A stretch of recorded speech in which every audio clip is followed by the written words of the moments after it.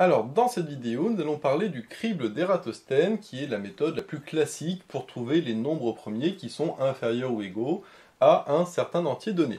Donc là, pour cet exemple, je vais trouver les nombres premiers qui sont inférieurs ou égaux à 100. Pour ce faire, je vais écrire tous les entiers de 2 à 100. Alors bien évidemment, j'ai pas mis 1 parce qu'on sait que 1 n'est pas premier. Le plus petit nombre premier, c'est 2. On va voir que c'est important de ne pas mettre 1 parce que sinon le principe ne marche plus. Et donc je les ai mis comme ça, de 2 à 10, et puis après en ligne, on va voir que c'est plus intéressant de les mettre en ligne, comme ça. On verra à la fin de la vidéo comment faire surtout pour implémenter ce crible en Python, parce que ce qui est intéressant, c'est justement de regarder comment le faire, mais de manière informatique, parce que là, je vais jusqu'à 100, ça va de le faire à la main, mais si on va jusqu'à 10 000, par exemple, bah là, à la main, c'est un petit peu compliqué. Donc dans l'Antiquité, peut-être, c'était intéressant, mais de nos jours, bien évidemment, c'est beaucoup plus intéressant de le faire en Python. Et on verra qu'il y a justement, sur cette partie théorique, une partie d'optimisation qui est extrêmement intéressante pour Python. Donc le principe est le suivant, c'est que si jamais on a un nombre premier P, qu'est-ce que ça veut dire qu'il est premier? Ça veut dire qu'il n'est divisible par aucun autre nombre premier qui est inférieur ou égal à lui-même. C'est-à-dire que P n'est pas divisible par un autre P' qui est inférieur à P. Donc ça c'est évident, parce que dans sa décomposition en facteur premier, il s'écrit 1 fois P, ce nombre premier, mais il ne s'écrit pas comme un produit d'autres nombres premiers. Et donc, le principe est le suivant, c'est que ce qu'on va faire, c'est qu'on va prendre le premier nombre premier ici, donc qui est 2, donc on va entourer, et on va se dire que tous les multiples de 2, eh bien, ne sont pas des nombres premiers, puisqu'ils ce sont des multiples de 2. Donc en réalité, ici, on comprend que le crible d'Ératosthène va nous permettre de trouver les nombres premiers, mais par élimination. Donc on prend tout jusqu'à 100, par exemple, ici, et puis on élimine tous ceux qui sont multiples des premiers nombres premiers. Donc par exemple 2, donc tous les multiples de 2, donc c'est 4, 6, 8, 10, etc. Alors pour aller plus vite, ce que je vois, c'est que cette colonne-là, j'ai que des pairs, cette colonne avec 4, j'ai que des pairs, 6, j'ai que des pairs, etc., etc. Par contre là, j'ai que des impairs, que des impairs, que des impairs. Et comme les nombres pairs sont des multiples de 2, en réalité, ce qu'il faut que je barre, c'est tous ceux qui font partie, justement, de toutes ces colonnes, avec le 4, ici, hop. Donc tout ça, je les barre parce que je sais que tout cela sont des multiples de 2, donc ce ne sont pas des nombres premiers. C'est là qu'on voit l'élimination, et cette élimination, on la fera bien évidemment en Python, parce qu'en Python, on implémentera le principe que je mets ici, que j'explique là. Ensuite, on va prendre le nombre suivant. Le nombre suivant, c'est 3. Et bien, ça veut dire que 3 est premier. Et c'est ça tout le principe du crible, c'est que tous ceux que j'ai barrés donc, ne sont pas premiers. Et donc, c'est quoi le prochain nombre premier? Et bien, c'est le prochain de la liste dans l'ordre. Donc, au début, je commençais par 2, après, c'est 3. Donc là, même principe, tous les multiples de 3, je les enlève. Donc 6, lui, il est déjà enlevé. Ensuite 9, 12, 15, 18, 21, 24, 27. Ensuite 30, 33, qui est ici, 36, 39, 42, 45, 48, 51. Bon, c'est un petit peu long, mais une fois qu'on aura fini, on va voir que c'est très intéressant. Il y a aussi 57, 60, 63, 66, 70, 73... non, pardon, je me suis trompé, c'était 69, pardon, autant pour moi. Donc 69, donc après 69, c'est 72, 75, 78, 81, 84, 87, 90, 93, 96 et 99. Ouf, c'est un petit peu long, mais au moins on y arrive. Donc là, j'ai enlevé tous les multiples de 3. Ensuite, d'après le même principe, je continue. Alors, il n'y a pas le 4 que je l'ai barré, donc c'est 5. Donc, c'est-à-dire que le prochain nombre premier, c'est 5. Alors, ensuite, 5, je fais tous les multiples de 5. Donc, 5, 10, 15, 20, 25, je l'enlève, 30, 35, 40, 45, 50, 55, 60, 65, 70, 75, 80, 85, 90, 95 et 100. Donc là c'est bon, j'ai enlevé tous les multiples de 5. Donc là c'était facile parce que tous les multiples de 5, en réalité à chaque fois je fais comme ça, parce que tous les multiples de 5 sont soit dans la colonne ici 5, soit dans la colonne de 10. Donc là c'est beaucoup plus simple. Alors j'aurais pu aussi barrer toute la colonne là et toute la colonne là, c'était plus rapide, mais là j'ai fait exprès pour vous montrer. On continue, après 5 il y a 6 que j'ai barré, donc c'est pas bon, et après il y a 7. Et bien je prends 7. Alors 7, on fait tous les multiples de 7, donc 7 et 7 ça fait 14, plus 7 ça fait 21, plus 7 ça fait 28, plus 7 35, plus 7 ça fait 42, plus 7 ça fait 49, ah je vois que le 49 lui n'était pas barré, plus 7 ça fait 56, plus 7 ça fait 63, plus 7 ça fait 70, ensuite 77, pareil qui n'était pas barré, Ensuite, plus 7, ça fait 84. Plus 7, ça fait 91, qui n'était pas barré. Et plus 7, ça fait 98, qui lui était barré. Donc là, c'est bon. On continue avec le nombre suivant, qui est 11. Donc le 11, il est ici. Donc pareil, je l'entoure. Alors là, c'est là que c'est intéressant, c'est qu'on va se dire, bah maintenant, je vais faire tous les multiples de 11. Et en effet, c'est exactement ce qu'on va faire. Sauf qu'en réalité, on pourrait s'arrêter ici. Mais je vais pas le faire tout de suite. Je vais vous montrer justement pourquoi, concrètement, on peut s'arrêter là. Si je fais tous les multiples de 11, alors ici c'est facile, on voit qu'ils sont sur la diagonale, parce que c'est 11 fois 2, ça fait 22, 33, 44, 11 fois 5, 55, 11 fois 6, 66, qui était déjà barré, ensuite 11 fois 7, 11 fois 8, 11 fois 9. Donc là, les multiples de 11 étaient déjà barrés. Alors là, ce qui est intéressant, c'est que le 11, c'est le premier cas où je n'ai rien à barrer, c'est-à-dire que tout était barré. Alors qu'avant, par exemple, le 5, j'avais barré des éléments qui n'étaient pas barrés. Le 7, j'avais barré des éléments qui n'étaient pas encore barrés, comme le 77 ou le 49. Mais par contre, la 11, eh bien, je n'ai aucun élément qui est barré. Bon. Passons au suivant, 13. Donc 13, c'est le prochain nombre premier, parce que c'est le prochain de la liste qui n'est pas barré. Donc les multiples de 13, 13 plus fois 2, ça fait 26. Plus 13, ça fait 39, il est déjà barré. Plus 13, ça fait 52, qui est déjà barré. Plus 13, ça fait 65, qui est déjà barré. Plus 13, ça fait 78, qui est déjà barré. Plus 13, ça fait, si je ne m'abuse, 91, qui est déjà barré. Puis après, plus 13, je dépasse. Bon. Et là, encore une fois, le multiple de 13, après, a priori, ils ont tous déjà été barrés. Bon. Je continue, j'en fais encore un pour voir le principe. 14, 15, 16, non, ils sont barrés à 17. Donc 17 est un nombre premier. Très bien. Je barre tous les multiples de 17. 17 plus 17, ça fait 34, donc déjà barré. Plus 17, ça fait 51, il est déjà barré. Plus 17, ça fait 68, déjà barré. Plus 17, ça fait 85, déjà barré. Plus 17, je dépasse. Donc, du coup, voilà. Donc là, on voit une fois de plus que le 11, 13 et 17, du coup, c'est bien, ce sont des nombres premiers, mais j'ai déjà barré tous leurs multiples avant, donc je n'ai pas besoin d'en barrer de nouveau. Et donc là, qu'est-ce que ça veut dire? Ça veut dire que tous les prochains, ce sont déjà des nombres premiers, parce que de toute façon, je ne vais rien barrer de plus. Et donc là, je peux faire 19, c'est bon, le 23, c'est bon aussi. Ensuite, j'ai le 29, ensuite j'ai le 31. Ensuite, tac, le 37, 41 ici, le 43, le 47. Ensuite, j'ai le 53, ici j'ai le 59. Alors ce qu'on peut faire aussi, c'est en colonne, là, pour changer un petit peu, je vais faire en colonne, parce que je sais que déjà, sur les colonnes paires, tout est barré, donc je vais regarder que les colonnes en paires. Donc ici, j'ai 61, 71, là j'ai rien, c'est une colonne paire. Ici, j'avais pas barré le 73, donc lui c'est bon, 83, tout ça c'est pair. Ici, sur la ligne des 5, maintenant il n'y a rien parce que c'est multiple de 5, là c'est que des paires. Ici, j'ai aussi le 67 et le 97, là c'est pair. Et ici, j'ai aussi le 69 et le 89, et là c'est que des multiples de 10, donc il n'y a rien. Donc voilà, donc c'est-à-dire que tous ceux que j'ai entourés, ce sont des nombres premiers, puisqu'ils n'ont pas été barrés quand j'ai barré le 3, le 5, le 7, enfin le 2, le 3, les multiples de 2, de 3, de 5 et de 7. Et après, ils ne peuvent pas être barrés parce que, ça j'ai pas encore démontré, mais on va le démontrer juste après, c'est que à partir de 11, tous les multiples ont déjà été barrés, les multiples de 13, les multiples de 17 aussi, ce qui fait que tous ceux qui ne sont pas barrés, eh bien, je pourrais jamais les barrer, parce que il n'y a rien qui sont multiples, ils sont pas multiples de 2, 3, 5 ou 7.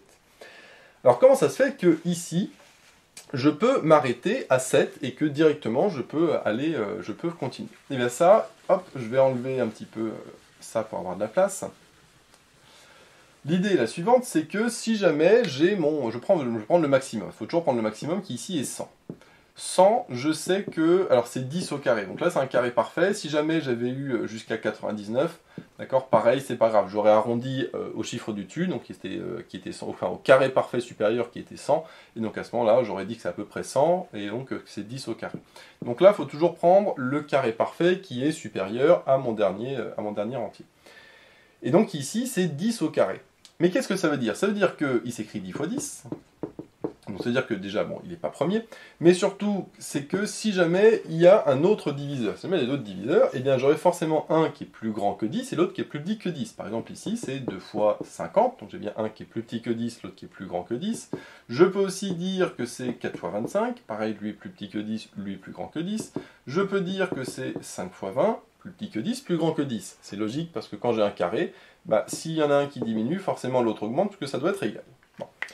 Et donc, qu'est-ce que ça veut dire? Ça veut dire que si j'ai un diviseur de n, donc c'est un diviseur de n, donc soit j'ai racine de n, d'accord, ou les autres, j'en ai forcément un qui est inférieur à racine de n. Et l'autre qui sera supérieur aussi, ce sera le produit d'un entier inférieur et d'un entier supérieur. Mais tous les diviseurs, donc je vois qu'au maximum, il vaut racine de n. D'accord? Enfin, au maximum, pas au maximum, mais en tout cas, je sais que dans sa décomposition sous la forme de P fois Q, avec P et Q qui sont deux entiers, même premier ou non, n'importe, eh bien, soit le P et le Q sont égaux tous les deux à racine de n, soit j'en ai un des deux qui est inférieur à racine de n et un autre qui est supérieur à racine de n. Mais je ne peux pas avoir le P qui est supérieur à racine de n et le Q qui serait supérieur à racine de n. Et ça se voit direct parce que sinon j'aurais P fois Q qui doit être supérieur à racine de n au carré, c'est-à-dire n, et donc ça, c'est pas possible. Mais du coup, qu'est-ce que ça veut dire? Eh bien, ça veut dire que si je prends 100, le maximum, d'accord, eh bien, son diviseur, enfin tous les diviseurs que je pourrais trouver sont maximum jusqu'à racine de n. Et là, si jamais j'en ai qui sont supérieurs à racine de n, bah, en réalité, je l'aurais déjà barré parce que j'en aurais eu un qui est inférieur à racine de n. Donc, si je pose un peu différemment, donc là, imaginons que je prends par exemple le fameux 99, d'accord, je vais prendre l'entier qui est juste en dessous. D'accord? Et bien forcément, si je vais jusqu'à racine de n, donc là j'ai 2, 3, 4, 5, 6, etc. Dans mon tableau, et à un moment j'aurai racine de n. D'accord? Alors pas racine de 99, mais racine de 100, donc j'aurai 10. Bon. Et bien à ce moment-là, forcément, nécessairement, s'il y a un diviseur de 99, j'en aurai forcément un qui est avant racine de n. Parce que si j'en ai un qui est supérieur à racine de n, on a vu que nécessairement, j'en avais un autre qui était inférieur à racine de n. C'était impossible autrement. Et donc, si je m'arrête à racine de n, si moi je fais le principe ici de barrer jusqu'à racine de n, eh bien je les aurai tous, parce que j'aurai tous déjà barré tous ceux qu'il faut barrer, parce que nécessairement, si je fais après un élément, par exemple, je sais pas, petit a, qui est supérieur à racine de n, eh bien nécessairement, tous ceux que je vais barrer, en réalité, sont déjà barrés à cause des autres éléments B, C, D, etc., qui sont inférieurs à racine de n, et qui auront permis de barrer le fameux soit le 99 ou autre. Ici, par exemple, la racine de n, c'est 10, et 99, comme c'est 9 fois 11, c'est même 3 fois 3, plutôt fois 11, eh bien, certes, c'est un multiple de 11, mais c'est surtout un multiple de 3. Et donc, quand j'aurai eu le 3, j'aurai barré le 99, ce qui fait que quand je vais prendre en compte le 11, qui est plus grand que racine de n, eh bien, normalement, j'aurais dû barrer 99, mais nécessairement, en réalité, il aura déjà été barré, puisque j'aurais eu le 3 avant. Donc ça, qu'est-ce que ça veut dire? Ça veut dire que quand je fais le principe de je prends un nombre premier et je barre tous ses multiples, eh bien je peux aller jusqu'à racine de n et m'arrêter à racine de n parce que au-delà, je ne vais rien barrer de plus.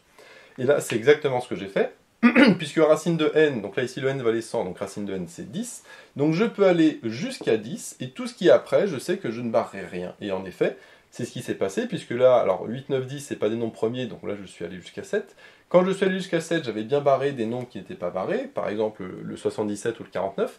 Par contre, dès que j'étais supérieur à racine de n, donc dès que j'étais égal à 11, par exemple, eh bien je n'ai plus rien barré. Je n'avais que des nombres qui étaient déjà barrés, et donc ça veut dire que tout le reste sont des nombres premiers. Alors ça, c'est important pour le crible d'Ératosthène, parce que là, on se doute bien que ce qu'on va faire, c'est une boucle for. Pour tous les nombres premiers à chaque fois que je prends, eh bien je barre. Sauf que, bien évidemment, je ne vais pas faire ça pour tous les nombres premiers que je vais trouver. Je vais faire ça jusqu'à racine de n. Donc ça, c'est ce qu'on va voir en Python. On va voir dans un premier temps un algorithme qui ne prend pas en compte cette spécificité. Et on va voir justement dans l'affichage que, eh bien, même si on n'avait pas deviné ça, eh bien, on va le voir apparaître visuellement, que ça va jusqu'à racine de n.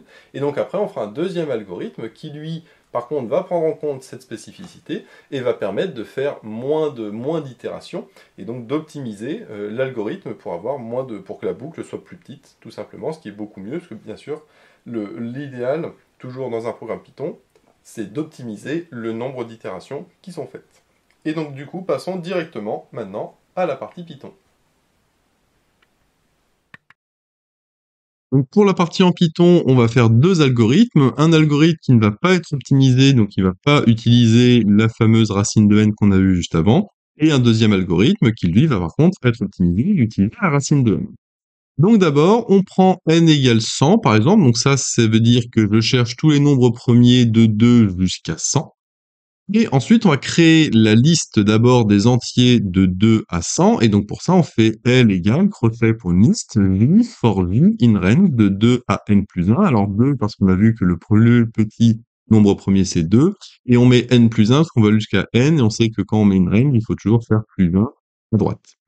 Ensuite, on va créer une autre liste que ici j'ai appelée premier, qui elle est une liste vide et dans laquelle je vais mettre au fur et à mesure les nombres premiers que je vais rencontrer dans ma liste L. Et ensuite, tant que la liste L est différente de 0, alors pourquoi différente des 0? Parce que dans la liste L, je vais à chaque fois retirer les nombres premiers pour les mettre dans la liste première, mais je vais aussi retirer tous les multiples des nombres premiers que j'aurai trouvés, ce qui fait qu'à la fin, ma liste vaudra 0, et donc quand la liste, quand il y aura plus rien dans la liste, eh bien, je sortirai de la boucle. Ensuite, le println, ça on verra après, c'est juste pour comprendre le principe. Ensuite, je vais faire premier.append L de 0. L de 0, c'est le premier terme de la liste L, donc ça c'est normal, puisque justement, ce qu'on a vu, c'est que les nombres premiers sont ceux qui sont à chaque fois que je vais rencontrer dans ma liste au fur et à mesure. Et donc, comme je supprime au fur et à mesure justement les éléments, eh bien le prochain nombre premier, ce sera le premier de la liste L. Ensuite, je vais mettre i égale L de 0. Ça, c'est pour dire que le nombre premier que je vais pris en compte, eh bien, ce que je vais faire, c'est que je vais retirer tous les multiples de ce nombre premier. Par exemple, au début, on avait pris 2, et après, on enlève tous les multiples de 2. Si je prends 3, j'enlève tous les multiples de 3, je prends 5, j'enlève tous les multiples de 5, etc., etc. Pour faire ça, je vais faire une boucle for, et donc je vais parcourir la liste en faisant for k in L. Et là, il est marqué if k%i égale 0, ça veut dire que k%i, on sait que c'est le reste dans la division euclidienne. Si le reste dans la division euclidienne de k par i égale 0, c'est-à-dire que k est divisible par i, c'est-à-dire que k est un multiple de i. Mais i qui est le nombre premier que je considère, et on a vu que justement, les fameux k, qui sont des multiples du nombre premier, eh bien, il faut les supprimer. Donc justement, je vais les supprimer en faisant del pour delete, en anglais. Et je supprime quoi? Je supprime le terme de L l'indice de K. Donc là, c'est pour ça que d'abord, je récupère l'index de K en faisant L.index de K. Et je fais L de cet index et je supprime du coup ce nombre de la liste L. Et donc ça, cette partie-là, cette boucle for, elle sert à supprimer tous les multiples des nombres premiers que je considère au fur et à mesure. Une fois que j'ai fait ça pour un premier nombre premier, pour un nombre premier, je reviens au début, et je fais ça pour le nombre premier suivant, et donc à chaque fois, comme ça, je fais ça pour tous les nombres premiers. Et au fur et à mesure, comme j'ai fait premier.append L de 0, ma liste premier, elle contient au fur et à mesure tous les nombres premiers, donc à la fin, je fais print premier pour afficher tous les nombres premiers de la liste. Donc on va voir ce que ça donne. Ici, je vais faire crib Eratosthène, et donc je vois qu'il m'affiche tous les nombres premiers, 2, 3, 5, 7, 11, 13, etc., jusqu'à 97, puisque c'est normal, parce que moi je suis allé jusqu'à 100, sauf que 98, 99 et 100 ne sont pas des nombres premiers, donc le dernier qui m'affiche c'est 97. Alors pour voir un petit peu qu'est-ce qui se passe dans la boucle while, ce que je vais faire c'est que je vais enlever, je vais mettre print L pour justement afficher à chaque fois la liste L, qu'est-ce qu'elle contient et qu'est-ce qui se passe. Donc on va relancer. Et là, on voit que à la première étape, il me prend la liste L qui est tous les entiers de 2 à 100, donc c'est tout à fait normal, hein, parce que c'est ce qu'on a vu au début, comme sur le tableau tout à l'heure. Ensuite, on enlève le nombre 2 ainsi que tous ses multiples. Donc là, du coup, je le vois ici dans la liste d'après que j'ai enlevé le 2, mais j'ai aussi enlevé tous les multiples de 2, donc 4, 6, 8, 10, 12, etc., etc. Ensuite, je considère le 3. Donc là, sur la liste d'après, j'ai enlevé le 3 ainsi que tous ses multiples. Enfin, c'est l'algorithme qui l'a fait, hein. Donc le 3, le 9, etc., le 21. Donc on voit que, par exemple, le 21, il était avant, mais là, il a disparu. Ensuite, j'en ai enlevé le 5 et je vais considérer le nombre d'après qui est 7. Et donc là, ici, je prends le 7. Donc là, ici, je prends le 5 et là, j'enlève tous les multiples de 5. Donc là, il n'y a plus le 5. On voit qu'il n'y a plus aussi, par exemple, il n'y a pas beaucoup de multiples de 5, mais 95. Par exemple, je vois que le 95 a disparu. Ensuite, je prends le 7 et j'enlève tous les multiples de 7. Donc là, par exemple, ici, j'ai le 49 qui n'est plus là, qui était là avant. J'ai aussi le 77 qui était ici, mais qui a disparu là. Ça me donne ça. Ensuite, je recommence avec le 11. Donc, je vois que j'ai plus le 11, mais ce que je remarque ici, par rapport à tout à l'heure, c'est que, si je reviens au début, hein, là, j'avais une très grande liste. Ensuite, je vois que j'ai une liste qui est beaucoup plus petite parce que j'ai enlevé beaucoup d'éléments. Ensuite, je vois qu'à la troisième étape, j'ai une liste qui est encore plus petite, là où j'ai enlevé beaucoup d'éléments. Ensuite, sur la liste d'après, je vois que j'ai enlevé 1, 2, 3, 4, 5, 6, 7 éléments, à peu près. Et après, sur la dernière liste, je vois que j'ai enlevé 3 ou 4 éléments. Par contre, à partir d'ici, je vois que là j'ai un escalier, ça veut dire qu'à chaque étape, je n'enlève qu'un seul élément. Et cet élément que j'enlève, bah, c'est le nombre premier en question. Donc là, j'ai enlevé que le 11, ensuite j'enlève que le 13, ensuite j'enlève que le 17, que le 19, etc. Pourquoi? Bah, parce que c'est ce qu'on a vu juste avant. À partir de 11, eh bien, je n'ai plus de multiples de 11 parce que tous les multiples de 11 ont déjà été enlevés dans les multiples de 7, de 5, de 3 et de 2. Pareil pour les multiples de 13, de 17, etc. Donc en réalité, toutes ces étapes-là, et là je vois que j'en ai pas mal, et bien toutes ces étapes-là ne servent pas à grand-chose parce que c'est juste pour enlever le nombre premier et le mettre après dans la liste premier, justement. Mais on voit que de toute façon, tous les nombres que j'ai ici sont des nombres premiers, 11, 13, 17, 19, etc. Parce que, comme on l'a vu, hein, tous les nombres qui ne sont pas premiers ont été enlevés avant, puisque 11, c'est le premier terme supérieur à racine de n. Alors, ce qu'il faudrait, c'est que à partir d'ici, je ne fasse plus ma boucle for, puisque de toute façon, je n'ai que des nombres premiers. Donc on voit bien sûr qu'à la fin on arrive au même résultat, mais là j'ai plein d'étapes qui ne servent à rien. Donc pour ça, j'ai créé un deuxième programme que j'ai appelé Crible optimisé, où là, je vais juste rajouter quelques petites étapes. Donc déjà, j'ai mis from math import étoile parce qu'on va jusqu'à racine de n et racine, bah, faut mettre from math import étoile. Là, ça ne change pas. Donc là, ce que je fais, c'est que je passe dans la boucle while, la fameuse boucle while qui me sert justement à parcourir ma liste et à les supprimer et à supprimer les multiples. Mais je dis que je ne fais cette boucle que à la condition que L de 0, c'est-à-dire le nombre premier que je considère, soit inférieur à racine de n. C'est ce qu'on a vu justement, hein. Si je suis supérieur à racine de n, bah, ça ne sert à rien puisque j'aurais déjà enlevé tous les termes. À ce moment-là, tout ça, c'est exactement pareil, hein, il n'y a rien qui change. Par contre, la seule chose qui change, c'est que, bien évidemment, là, si je fais ça, par exemple avec le 100, hein, je vais m'arrêter à 7. C'est-à-dire que dans premier, j'aurai 2, 3, 5 et 7. Mais, bien évidemment, il y a tous les autres entiers après, donc 11, 13, 17, 19, etc., qui, eux, ne sont pas dans la liste premier, mais qui sont dans la liste L, par contre. Eux, ils sont toujours dans la liste L.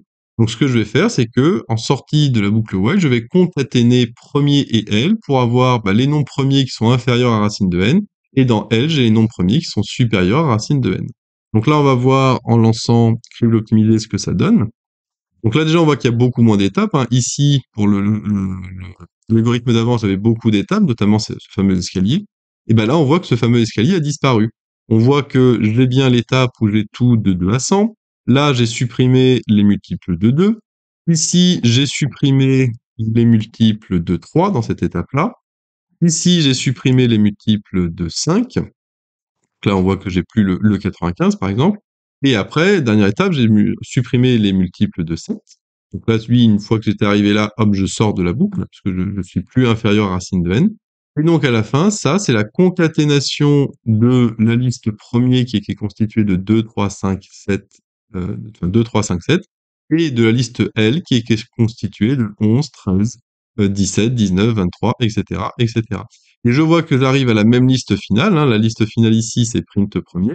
Et donc, je vois que c'est exactement ce que je voulais, puisque j'ai le même résultat qu'avant, mais toutes ces étapes ici, là, toutes les étapes de fameux escaliers, eh bien, elles ont été supprimées parce que je suis sorti beaucoup plus tôt de ma boucle while. Donc ça, c'est parfait parce que ça veut dire que l'algorithme est optimisé, et justement, hein, quand on fait un Python ou dans n'importe quel langage de programmation, le but, c'est d'optimiser au maximum l'algorithme afin d'avoir le moins d'étapes possible, une complexité la plus faible possible.